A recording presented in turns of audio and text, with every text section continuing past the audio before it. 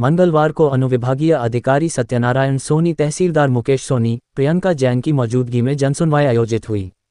इस जनसुनवाई में 1 दर्जन से भी अधिक आवेदन आए। मुख्य रूप से नगर पालिका संबंधित आवेदन ज़्यादा आए।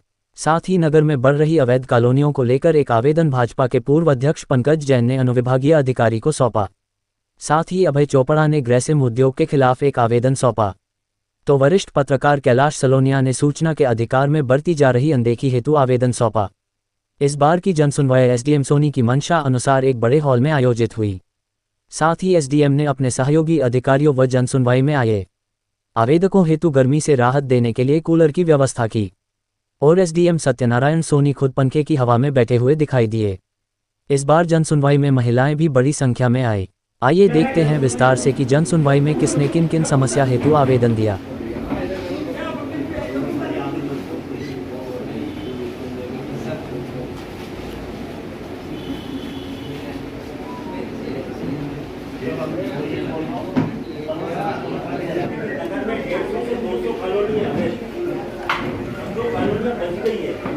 जब ये लोगों को पता लगा कि सरकार ने कार्रवाई नहीं होगी और बाकी को छोड़ दिया गया, तो कुछ लोग उनसे संपर्क करके अवैध वसूली करने के लिए सक्रिय हो चुके हैं। तो मेरा ये निवेदन है कि जो पूरे नागदा सीमा क्षेत्र में और पटवारी हल्के में जो नगर पालिका सीमा क्षेत्र के बाहर है, इन सभी पे समान रूप से निष्पक्ष रूप से सभी पे कार्रवाई होना चाहिए। दूसरा, इन अवैध कॉलोनियों में शासन का करोड़ों रुपए विकास कार्यों में खर्च हो रहा है, वो भी गलत तरीका है। इससे क्या हो रहा है, जो शहर में मूलभूत आवश्यकताएं हैं वो उनसे वंचित हो रहे हैं। मेरा ये निवेदन है, जितनी भी अवैध कॉलोनियां हैं 150 से 200 समान रूप से निष्पक्ष रूप से उन पर कार्रवाई की जाना चाहिए और उसमें कोई भी एक कॉलोनी अवैध छूटना नहीं चाहिए। 2 साल पहले का जवाब हम कैसे दे पाएंगे? ये तो आपसे निवेदन कर रहा हूँ।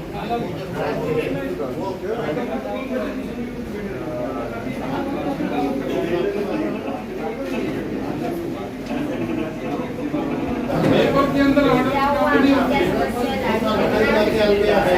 आप ले आओ।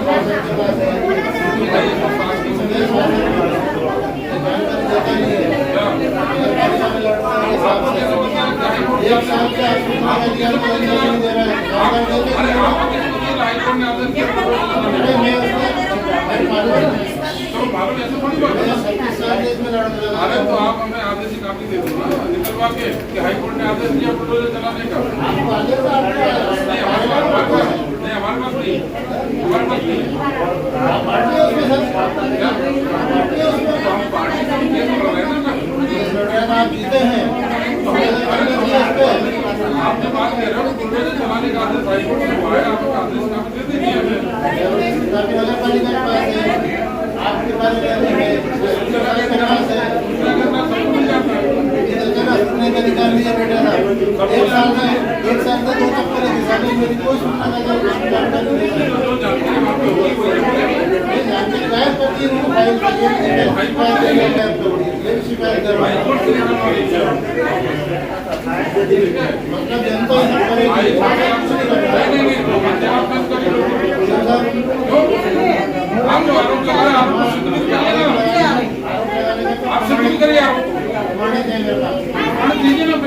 आप आदेश दीजिए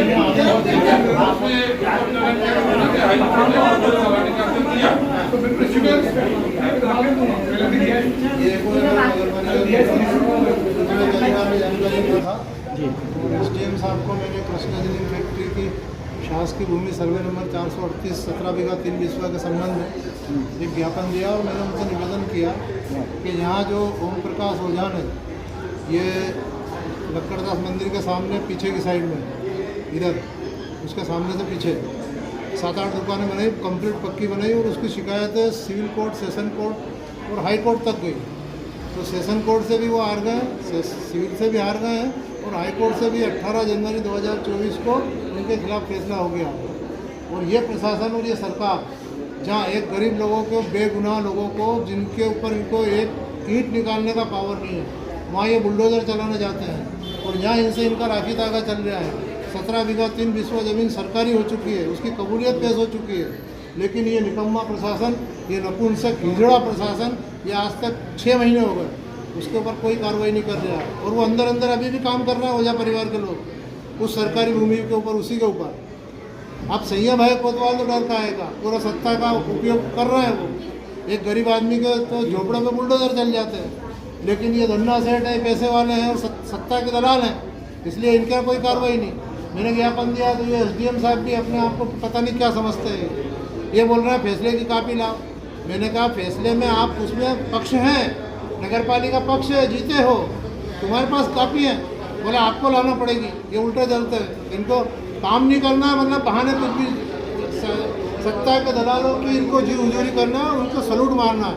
इसलिए ये प्रशासन भ्रष्ट निकम्मा नाकाम प्रशासन है, ये शासकीय भूमियों की अनदेखी कर रहा है। दूसरा एक और मैटर है, मैंने एक नगर पालिका के खिलाफ ज्ञापन दिया है। नगर पालिका में सूचना के अधिकार में जानकारी आप मांगो, 2-2 साल 3-3 साल लग जाते हैं। अपीलें कर दो, अपीलों के आदेश को भी नहीं मानते हैं।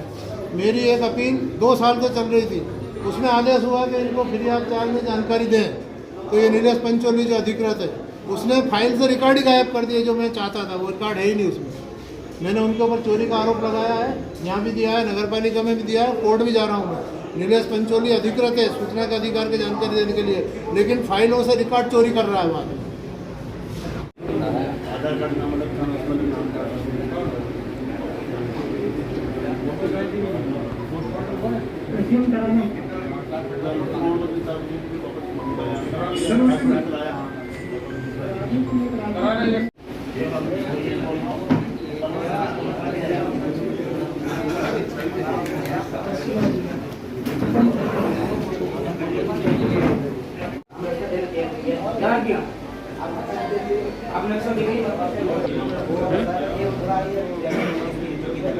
ये मेरी जमीन है, इसके पूरा चारों तरफ होना होगा वो पूरा निवेदन तो मध्य प्रदेश शासन ने एक जनहित में नोटिस जारी किया था 2019 और 2015। उसमें स्पष्ट प्रावधान था कि सूचना के अधिकार के तहत जनता की सुविधा के लिए हर शासकीय कार्यालय में बोर्ड लगाया गया, जिसमें स्पष्ट रूप से लोक सूचना अधिकारी का नाम होना चाहिए, प्रथम अपीली अधिकारी का नाम होना चाहिए। लेकिन अनुभव नागदा में ये देखने में आ रहा है कि तहसीलदार साहब के कार्यालय पे भी बोर्ड नहीं लगा हुआ है, और जहाँ पे भी पुलिस थाने नगर पालिका में लगे वो अपडेट नहीं है। तो इससे यह निश्चित ये हो रहा है कि लोगों को कहीं न कहीं सूचना का अधिकार लगाने में भविष्य में बाधा उत्पन्न हो रही है। ऐसी स्थिति में सर ये सूचना अधिकार अधिनियम की धारा 20(1) और 20(2) का स्पष्ट उल्लंघन हो रहा है, और ये आपराधिक प्रवृत्ति का मामला है। तो मेरा निवेदन है कि हम एक आदेश जारी करें जितने भी शासकीय विभाग है कि अपने अपने कार्यालय में लोक सूचना अधिकारी और प्रथम अधिकारी का नाम लिखा जाए और इसका बोर्ड लगाया जाए, और जिन अधिकारियों ने बोर्ड नहीं लगाया उनके खिलाफ आप कहीं न कहीं सभी नियमों के तहत कार्रवाई करें, ये हमारा निवेदन। अभी विभिन्न समस्याओं को लेकर है, कुछ आवेदन अवैध कॉलोनियों में जो उनकी समस्याएं उनको लेकर है, और कुछ राजस्व से संबंधित समस्याएं हैं, और कुछ समस्याएं जो पुरानी जल समस्याएं हैं उनमें खासतौर पर ये कहना है कि यहाँ पर बहुत सारे लोग किडनी की बीमारी से पीड़ित हो रहे हैं, उनकी व्यवस्थित तरीके से जाँच होना चाहिए, तो उसका मूल कारण पता होना चाहिए और व्यवस्थित इलाज की व्यवस्था होना चाहिए। तो जो है जन सुनवाई नियमित रूप से प्रारंभ की जाती है, वो जन सुनवाई आज आयोजित हुई थी। लगभग सभी विभागों के अधिकारी आए थे और करीब 20 के लगभग आवेदन प्राप्त हुए हैं। उन आवेदनों को सभी संबंधित विभागों को निराकरण के लिए भेजा जाता है। दुकानें हैं उनका आवंटन अधिकारी राजस्व होता है, लेकिन राशन की दुकानों को भी अधिसूचना के तहत 2015 में सूचना के अधिकार के दायरे में ले लिया गया, लेकिन जितने भी नागदा क्षेत्र की ग्रामीण क्षेत्र की दुकानों पर एक भी बोर्ड नहीं लगा हुआ सूचना के अधिकार। इसमें ये बात को लिया है वो अधिसूचना का वितरण भी किया है। तो मेरा ये निवेदन है कि हम पुलिस इंस्पेक्टर साहब हर 15 दिन में 1 महीने में दुकानों का निरीक्षण करते हैं, तो क्या निरीक्षण कर रहे हैं उनको ही पता नहीं है कि इस तरह का एक्ट लागू है राशन की दुकान के ऊपर।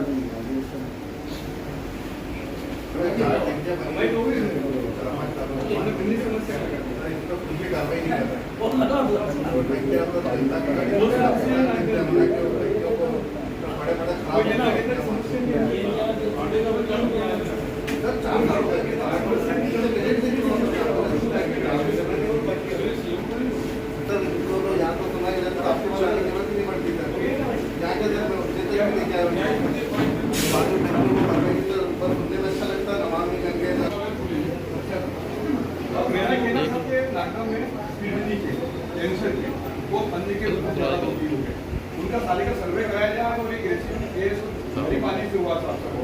तो तो इनको सीए साहब से उनके इलाज की व्यवस्था करनी जाए, सीए साहब से पेमेंट दिलाया जाए इनको इलाज के लिए। ये बहुत बड़ा काम है।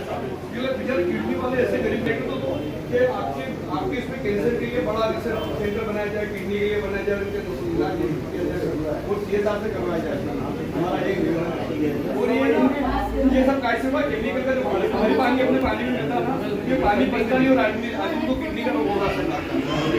पानी मिला ये पानी मिला रहे इससे किडनी का रोग हो रहा है, केमिकल मिला रहे ना और ये पचता नहीं ना, इसलिए किडनी खराब हो रही है और नागदा की किडनी जल्दी खराब हो रही है। और आसपास के क्षेत्र की देख लो, जनसंख्या के अनुमान के ग्रेसिव का गंदा नाले का पानी का हमने स्वीकृत दिया, वो कह रहे हमने जेडीएलडी प्लांट बना रखा है। तो जेडीएलडी प्लांट में उसका डायग्राम लिया जाए कि जेडीएलडी प्लांट का पानी किन किन जगह से आता है और किन जगह शुद्ध करके और कहाँ जाता है। वो तो कहते हैं कि नागदा में कहीं पे भी हाथ लगाओ तो बोले हमारा जेडीएलडी प्लांट है, अगर गंदे नाले की बात करो तो बोले हमारा जेडीएलडी प्लांट है। तो जेडीएलडी प्लांट का कोई डायग्राम तो होना चाहिए ना कि डायग्राम यहाँ से आता है यहाँ जाता है, कि सब में जेडीएलडी प्लांट है सब। तो हमारा ये कहना है कि उसका डायग्राम लिया जाए, डायग्राम लेके दे दिया जाए कि वो कहाँ का पानी शुद्ध करता है, साफ करता है और बाकी के पानी की कार्रवाई की जाए। इसके अलावा सब गंभीर समस्या है, हमने की है इसमें नागदा की सारी गंभीर समस्या का समाधान